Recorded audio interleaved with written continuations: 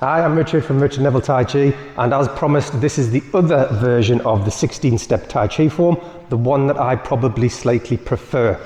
Now, the reason it's probably not as good as the other one is this one you're just doing one side of things. You don't do multiples as such.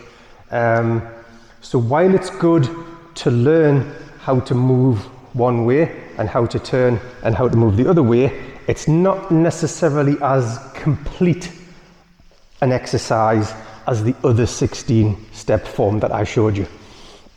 But in terms of something to just get you moving about and get you kind of advancing on your Tai Chi journey, I really like this one, and I just like the flow of this one a little bit better. So,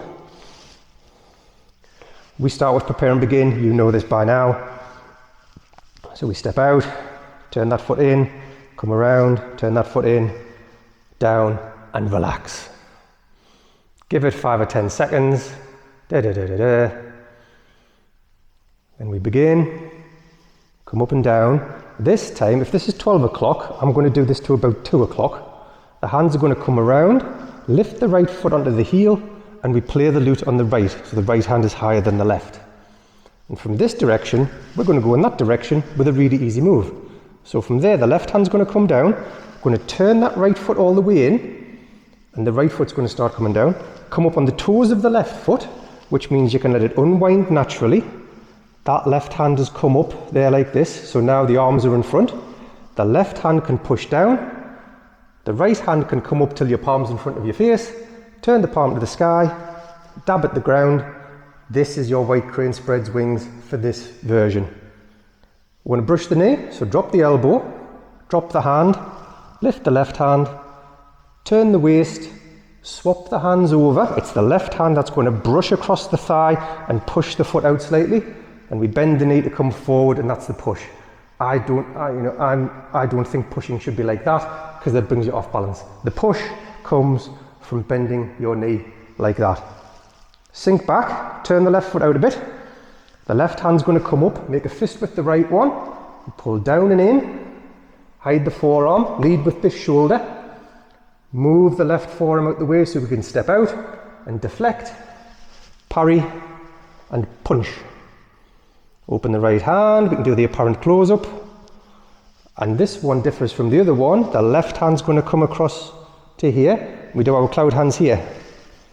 So we do 1, 2, and step in, pull down, bird's beak there because we're going to do a single whip this way.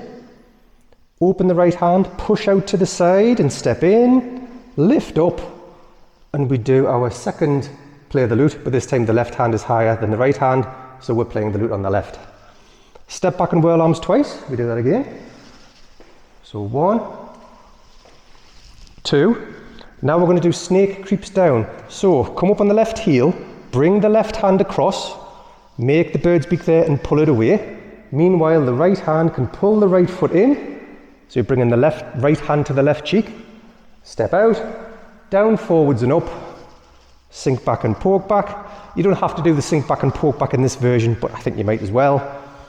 Push down, lift up for golden cockerel stands on right leg, step down, pull in right to left, step out on the right to do a weave with shuttles to the right, step in, drop the right elbow, drop the right hand, left hand comes over the top as you brush the right thigh onto the toes, needle at sea bottom, straighten, turn, little step to the right, right hand against the left elbow, push and pull, turn that right foot straight, extend the arm out and step back, bring the arms down, cross in front, lift, separate, and step in.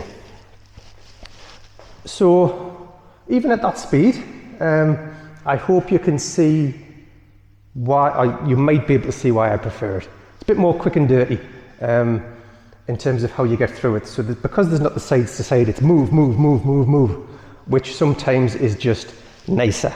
Now, as I was doing it, there was one bit that I didn't really like, but rather than refilm it, I'm going to tell you why I didn't really like it. So when we get from here and it's 1, 2. This bit is dead easy. So you're coming up on the heel, you're pulling that foot across, turning the palm up, because then you make your bird speak, you pull down, you pull away.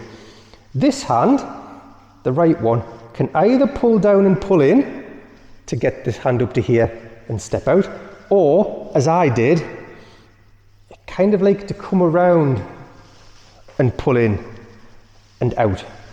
And I'll do that differently every single time. That's the one bit of the routine that no matter how much I practice it, when I get to that bit, I'm never entirely sure what I'm going to do at that particular point.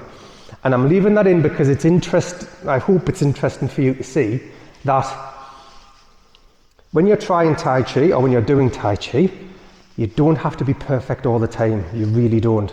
And sometimes you might just decide to try something a little bit differently, to go your own way. And if it works, I'm of the opinion that that is absolutely fine. I know not everybody is, not everybody in the Tai Chi world is, but I am. So, yeah. So yeah, that was my favoured 16 version. I'll do it the other way, just to give you, I know sometimes it's easier to follow from the back. So, we'll prepare and begin.